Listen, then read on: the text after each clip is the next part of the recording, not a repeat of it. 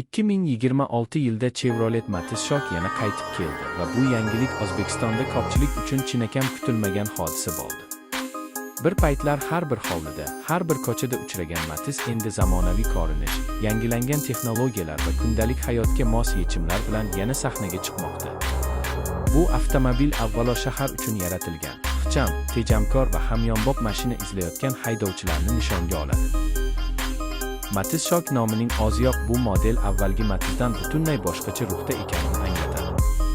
Chevrolet Matiz ilk bor 1998 yilda dunyoga kelgan va keyinchalik Daewoo Matiz nomi bilan juda mashhur bo'lgan.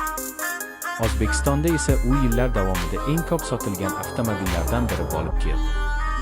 Arzon narx, oddiy tuzilma va yoqilg'i tejamkorligi uni talaba, yosh oila va yangi haydovchilar uchun ideal tanlovga aylantirgan edi. 2026 yilgi Matiz Shock esa o'sha afsonaviy modelning zamonaviy talqini bo'lib, eski ruhni saqlagan holda bugungi talablar darajasiga ko'tarilgan.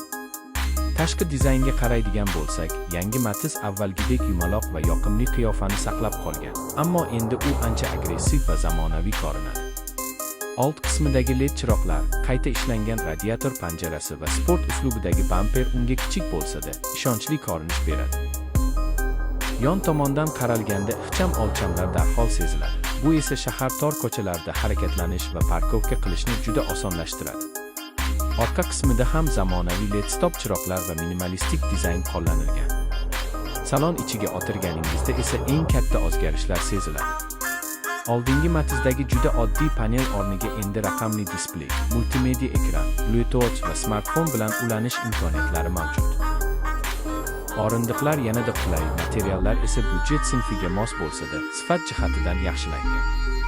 Old va orqa yo'lovchilar uchun joy, kichik mashina uchun yetarli, kundalik shahar safarlari uchun esa juda qulay. Texnik jihatdan 2026 Chevrolet Matiz Shock